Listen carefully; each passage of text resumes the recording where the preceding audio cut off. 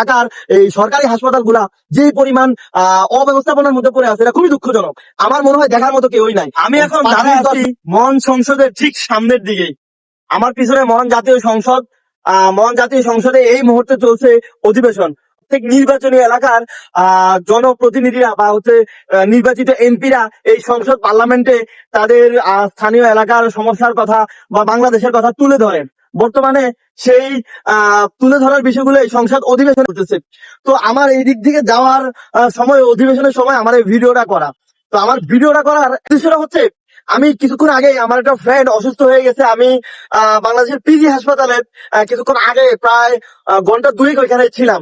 তো ওই ঘন্টা দুয়েকের মধ্যে আমি যতটুকু মানে অবহেলা, অযত্ন, রোগীদের প্রতি দুর্ব্যবহার, বা আমি এই 2-2.5 ঘন্টা সময় এই হাসপাতালগুলোর যে চিত্র দেখলাম, আমার ভিতরে ভীষণ প্রচন্ড পরিমাণ কষ্ট লাগছে।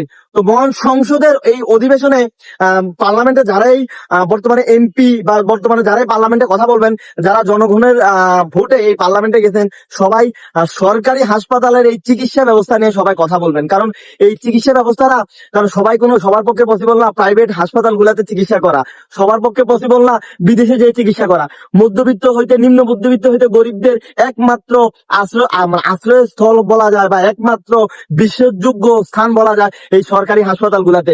যখন থানার হাসপাতাল গুলা কাজ না হয় তখন মানুষ জেলাতে যায়, যখন জেলাতে কাজ না হয় তখন বিভাগে আসে, বিভাগে না কাজ হলে পরে ঢাকাতে আসে। কিন্তু ঢাকার এই সরকারি হাসপাতাল গুলা যে পরিমাণ অব্যবস্থাপনার মধ্যে পড়ে আছে, এটা খুবই দুঃখজনক। আমার মনে হয় দেখার মতো কেউই নাই।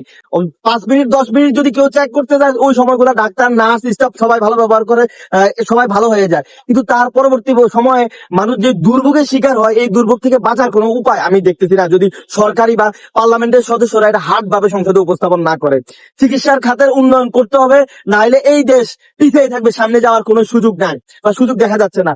তো পার্লামেন্টে যারাই আছেন সবাই এই বিষয়টা নিয়ে কথা বলবেন, আমরা এটার আশায় আছি।